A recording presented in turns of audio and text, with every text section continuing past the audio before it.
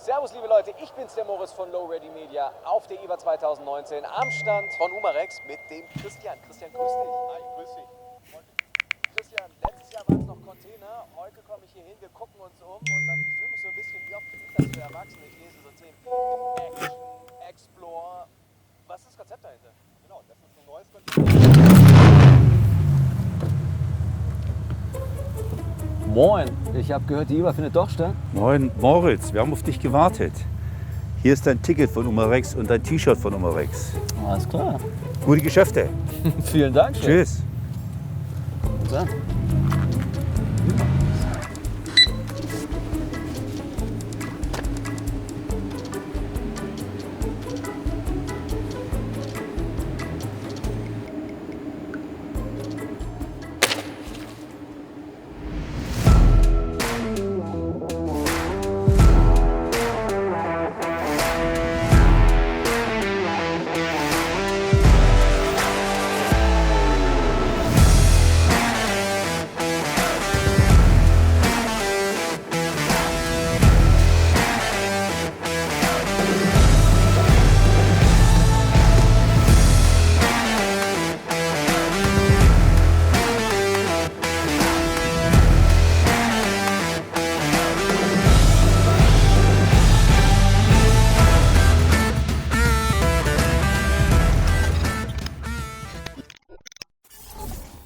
UMAREX, the world's largest manufacturer of over-the-counter firearm replicas, took matters into their own hands and brought IWA 2021 back to Nuremberg exclusively for you. So come with me if you want to learn about all their new products and take a look at the biggest booth of the show. Let's go. So I'm here at IWA 2021 exclusively by UMAREX on UMAREX TV together with Mark. Mark, thank you for having me. Thank you for coming, Moritz. So IWA is usually referenced with top highlights and top industry news, and this is why we are going to start with actually a highlight within your Explore segment, which actually features knives and also flashlights. But let's forget about the flashlights. Let's go all the way to the knives directly. What do you have for us? Yeah, talking about highlights, we have definitely one highlight which is worth to mention first. It's the Q5 steel frame folder. So this is a new tactical knife which is designed after the overall shape and overall design of the Q5 steel frame handgun. Which was launched, I think, 2019, also here at IWA. That's correct. That had been the steel version which has been launched at that time. And we incorporated a lot of design features and technical features of that handgun into this knife now. All right, I'm hooked. Okay, so let's start with the obvious thing. We are talking about a steel frame folder. So we got a full steel handle which has the frame lock on the back side. All right. You know, the frame lock is the blade lock which is pretty similar to the liner lock, but the difference is that the frame lock is only one piece, which means there's no separate part for the liner. It's one piece, one solid piece with the handle scale itself. All right, I get it. So basically, this version of the lock is basically a built-in liner lock. Yeah, you could call it like that. All right. Absolutely. So the disengaging of the lock is pretty easy. Just push it to the side and close the blade, and that's the way it works. Pretty much known already. All right, Mark. So please give us a rundown on, because you mentioned there are features that are actually correlated to the gun itself, that are not only optical, but they also make sense in a way.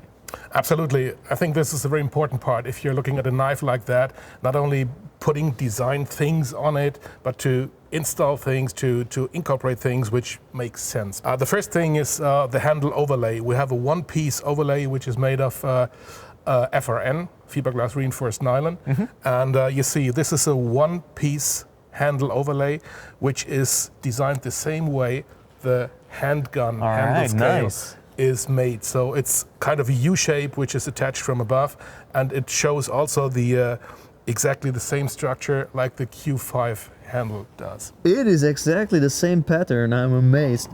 Absolutely. And talking about handle patterns, of course, if you're looking at the handgun, you do not only have the handle scales with their specific structure, you also have the checkering, which is always on the front end of the handle. So if you see this as a pistol handle, you would just grab it like that for shooting, and you see the checkering, which is right away on the front side of the handgun and on the front side, or in this case, on the belly side of the handle, which means you have a lot of grip exactly in that area where you really need it.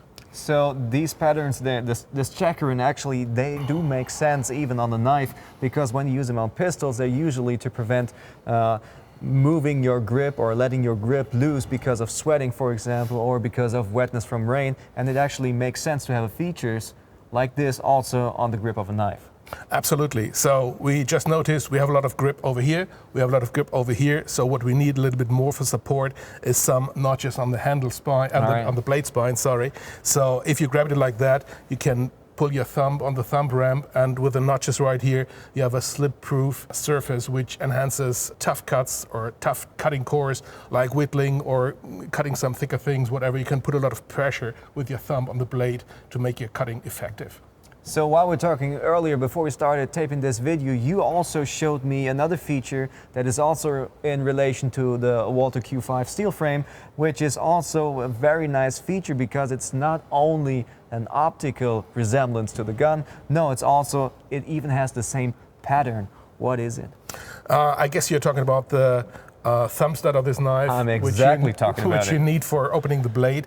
It's a dual-sided thumb stud, so you can use it with both hands, left-handed or right-handed. And the structure and the surface pattern of the thumb stud is exactly the same like the magazine release button from the handgun. So Walther designed this button because it makes a lot of sense to make it that way. We just took it 100% like it is and put it right here to open the blade just with your left hand or with the right hand. Because you decided this might also be a slippery element of the knife, and just as Walther decided to make it a riffle pattern because it might prevent you from slipping off, it also makes sense on this knife as well. One very essential quality of a knife is the quality of the blade, which means, as a important part of it, the quality of the steel.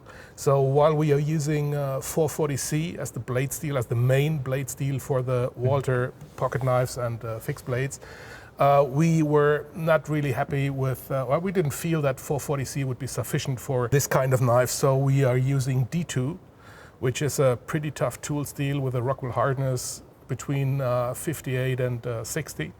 And that means you have a lot of edge retention.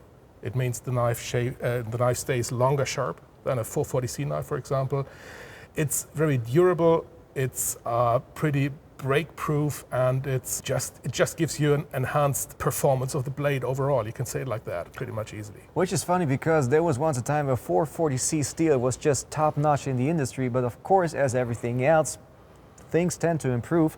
Also, with the steel, this is why you decided that suddenly for this product, 440C might not be the thing to go. Instead, you also upped your game with the quality of the steel. Yeah, absolutely. Nothing wrong with 440C, but if you have a higher expectation on the knife, something above 440C shoots pretty good. Earlier we were talking about a feature that is not right inside. If you look closely, you might be able to find it. It is actually built in within the grip. Oh yeah, what you see is what you not see. We are talking about the lanyard hole. Exactly. And normally you're attaching a lanyard to a knife for two purposes. One is to enhance the handling of the knife because it's kind of an extension of the handle. That's one thing. And the other thing is it helps you drawing the knife out of your pocket. Mm-hmm. Normally the lanyard hole is a hole right here in the handle scale, so you see it from the side with a traditional knife, but in this case we just put it the other end in, so you can attach the lanyard from the back side, getting through the top spacer, and so you have your lanyard right away to the back end, and it doesn't disturb the overall shape and the overall silhouette of the knife. Really nice. So it gives you all the features of a knife that actually features a lanyard hole, but instead with this one it is hidden within the grip. Absolutely. One last feature to be mentioned, or almost the last, is that the knife is ambidextrous. I already mentioned the ambidextrous thumb stud, which means both guys, left-handed and right-handed, can use the knife pretty easy. And these two holes are just meant for the reversible clip, so you can take the clip off this side and put it to this side to make sure the knife has the right orientation sitting in your pocket, even if you're a left-hander or right-hander. You can hear all the lefties in the comment section. They go, yeah, someone thought of me, actually. Yeah. But it's also the same within the firearm world. Things tend to be ambidextrous. And so also with you guys, this is actually, well, we could say this is the new normal for knives, right? It's a tendency, as long as it doesn't compromise in a too harsh way to one of both. It's definitely a good way to keep things like that, because it ambidextrous thumps, that doesn't hurt. The threads on the front side doesn't hurt, so it's an easy thing to fix this and make it a good knife for both guys, left and right hand. So Mark, I was trying to touch the fact that you guys actually also did not up your game. Of course, you upped your game with the quality and all the features of this knife, but this actually led you guys to also make the transition into another price segment. So when we're talking about an upper price segment, what are we talking exactly? Is this, what's the range for it? Basically, we're not talking about specific prices right here, but I can tell you that with this knife, we are staying pretty much below the €100 limit retail price. All right. So it's still a pretty good price-performance ratio, I can say that definitely. It's a lot of bang for your buck, if I may say it like that. That's a nice expression. And that's what we think it's a new direction we're aiming for, because our knives, our Walther knives, are known for their good price point so far, and they're known for their good quality. But I have the strong feeling that we need to step up a little and enter other price ranges and other quality ranges as well. And this is the first step, and others will follow.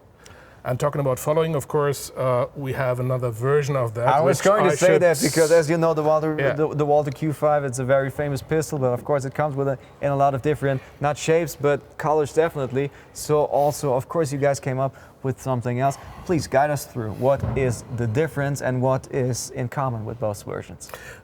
It's a pretty easy answer on that, because the handle is exactly the same. All right. The only difference between these two knives is the blade configuration and the blade finish.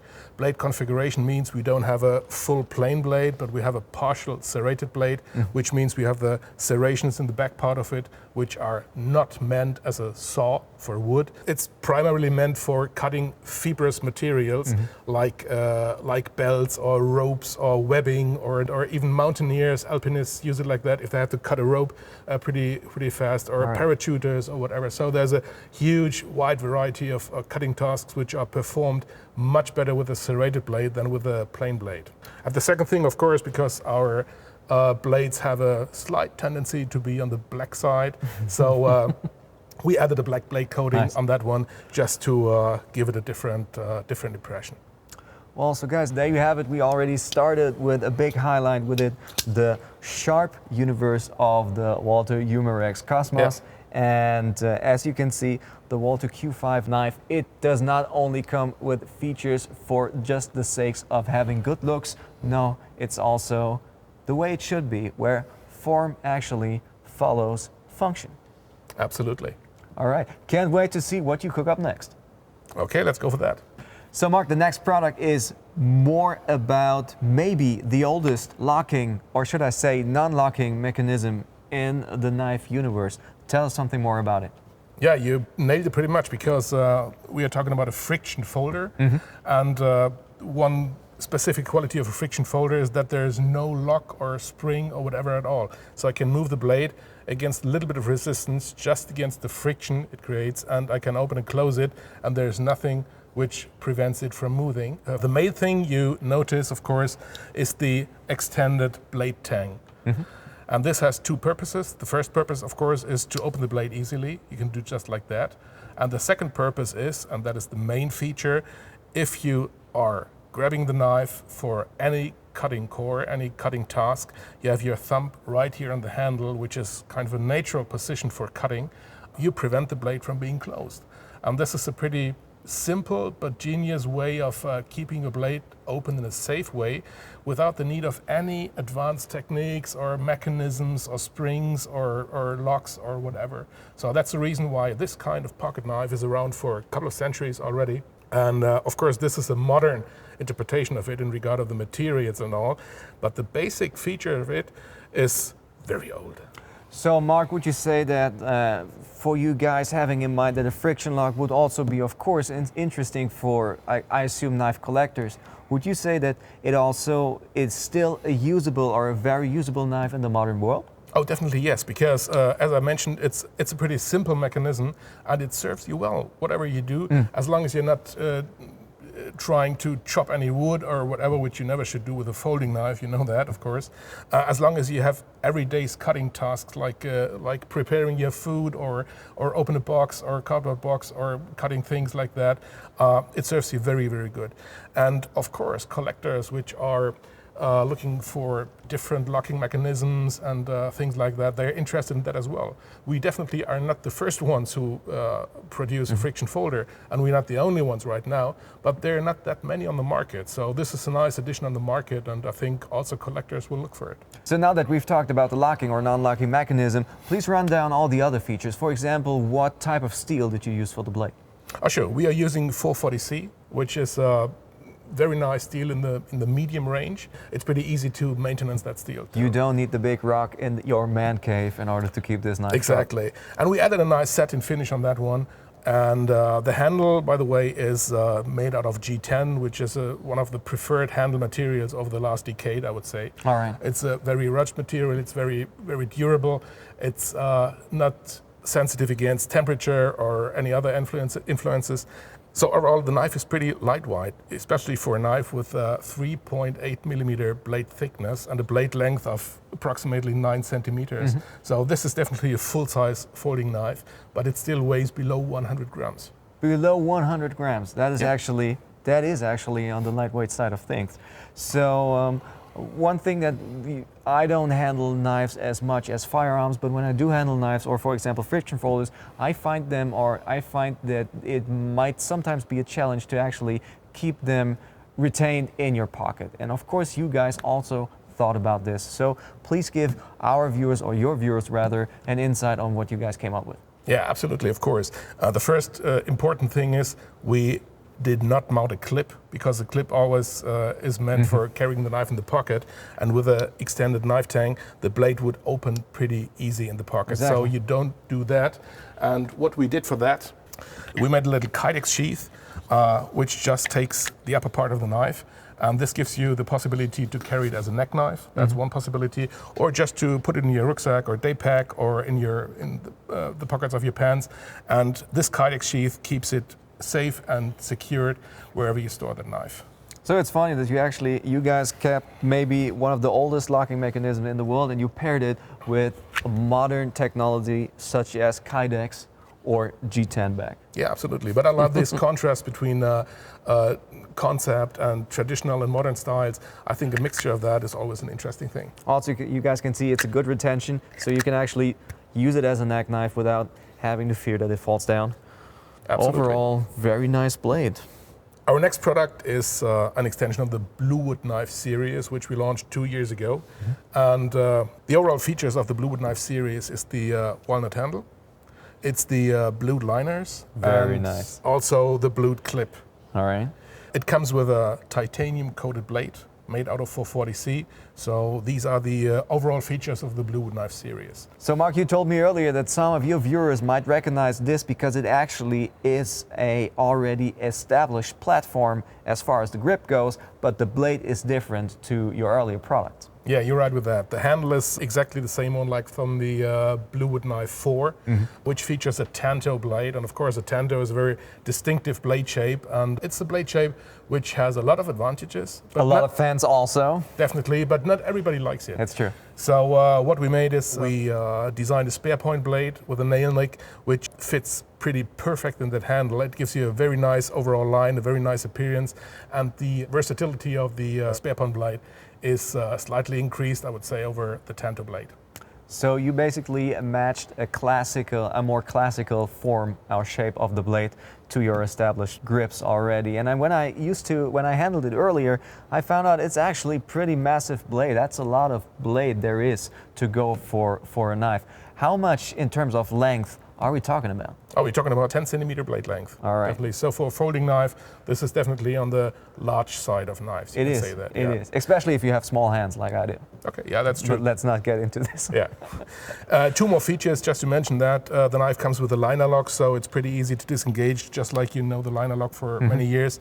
And the other feature is that we were looking for an ambidextrous design in regard of our left-handed customers, because the clip is reversible. So you can take it off the right side and attach it on the left side, which means the threads are already there. So also there you guys go the way of establishing the trend of ambidextrous design and ambidextrous features also in your knife product. Absolutely, they are. So as you guys can see, all right, this is already indeed, it is on the larger side of things as far as it comes to pocket knives rather. So this is actually, look at this, I like those features. This is a good match in form in terms of pairing wood to actually colored metal. Look at this. Look at these. This is gorgeous. Mark, thank you for running down the features on the Bluewood Knife 7. Now when we talk about knives, it is time to actually get to the subcompact carry type of knife. So let's see what you have there. So what we have here is our MACHTAC 5, which is a nice mixture between a small machete and a large knife. Nice. It's kind of a big camp knife, or as I mentioned, a small machete. So it's a very specific and very special style we created here. It's a tanto blade. And it's a blade length a little bit more than 30 centimeters. All right. So it's 31.5 centimeters to be specific. We have a gray titanium coated 440C blade. For people who love colorful knives. Absolutely, yeah. And we have a walnut handle and the G10 bolster. All right. So this is a very nice appearance overall. And it's a very special style because there are not that many knives in that size and shape around there. So the walnut handle adds pretty easy in your hand. It grabs pretty good. And we have 5mm blade thickness, which adds a lot of strength to the blade. And this makes it a pretty versatile and unique piece of cutlery work, definitely. You might want to try that. I love when people refer to knives or machetes as cutlery because it gives this such a classic tone to it while handling just a knife or rather a machete like this. So my first impression from handling it, it does really have some weight, right? It has the weight that you might believe it has. But when I look at it, I was wondering, this is a full tang element, right? Absolutely. So it's one piece of steel from the pommel end up to the tip of the blade. And just the handle scales and the bolsters are attached from the side. So this gives you a lot of strength because that's one solid piece of steel from here to there. So guys, there you have it. Is it a knife? Is it a machete? It's up to you to figure it out. It's the MACHTAC 5 made by Walther. So now we're getting to the more classic shape and forms of pocket knives. Mark, introduce our viewers. What do we have here? So basically we're talking about a very traditional style of pocket knives, which is originated in the USA. So this style of knives with the double bolsters, in this case made out of stainless steel, and the clip point blade is a very traditional American hunting pocket knife, basically. Especially with that blade size, we are talking about almost 10 centimeters, 9.5 centimeters approximately. We have a 440C blade steel with a nice satin finish, and of course we have the characteristic back lock, which means just press here and the blade is released. This is I believe, one of the most known locking mechanisms in the world of knives. Oh yeah, definitely. The back lock gives you no questions or no riddles or whatever. You just press it with a thumb and it releases the blade. And this is a very specific type of knife for the USA. I mentioned that already. And especially the clip point blade or Bowie style blade is... That's a classic, right? It's a classic one in the USA, also in Germany as well. But the German hunter, for example, would rather go for a drop point blade, which is the reason why we added the classic drop next to the classic clip. So guys, there you have it. No matter where you are on what side you are on the Atlantic, whether you are in the USA or in Europe, whether you're a hunter or an outdoor enthusiast, you can always choose the right style, form and shape of the blade. But we were talking earlier that this is somehow the big variant of this classic knife, because you guys also came up with, I want to say, a more compact form. Oh yeah, absolutely. When we are talking more about EDC cutting tasks and an everyday knife, we also added the classic drop 2 and the classic clip 2. So the little brothers of these knives, which feature a blade length about 8.5 centimeter for the classic drop and 8.7 centimeter for the classic clip, which makes it a little bit more comfortable to carry over the day. And this is sufficient for an everyday cutting task. Maybe the hunter would prefer the large versions, but the everyday user would prefer it like that. And all 4 knives come with a leather holster, so a leather belt pouch to keep the knife with you all the time. So guys, if you're an enthusiast of classic shapes or forms of pocket knives, whether it's full size or more compact for the EDC enthusiasts, Walther has you covered. So over the last years, also our hunter customers are taking more and more note of the Walther knives as a supplier for hunting knives. And in addition to our hunting knife line, we added our premium skinner, which is pretty easily identified as a skinner because of the big belly blade you see here, which is made for dressing your game and all that. But of course, it's a multi-purpose hunting knife as well, and not only hunting, but also an outdoor knife. So you guys are actually more on the radar for hunters? More and more over the last years. I definitely could say that at the moment we are still we have a pretty heavy tendency to the tactical knife sector, but the hunters see what we are doing over the last years, and like our hunter knife set, for example, which gives you a full set of tools for hunting. It's a pretty popular knife, and things like that are a little bit more the traditional way of a hunting knife, with a walnut handle scale, with a brass and fiber layers over here, with a satin finish blade and all that, with a nice leather sheath. And this makes it a pretty good companion for it. And the size of this knife, I mean, especially the blade length, it's created like that to make it easy to cover the blade tip with your index finger, just to dress the game and to open up the animal or the deer, whatever, because this prevents you from cutting too deep. So Mark, what type of steel are we talking about? We're talking about 440C with a nice satin finish here. So guys, if you did not have Walther on your radar, you definitely do now. Mark, thank you for your time, and let me close with the German saying for hunters, weit man's Heil. Moritz, thank you very much. Alright guys, thank you for watching our video series on IWA 2021 exclusively by UMAREX here on UMAREX TV. We hope you enjoyed the show. Please stay tuned for 2022. Until then, stay safe and stay healthy.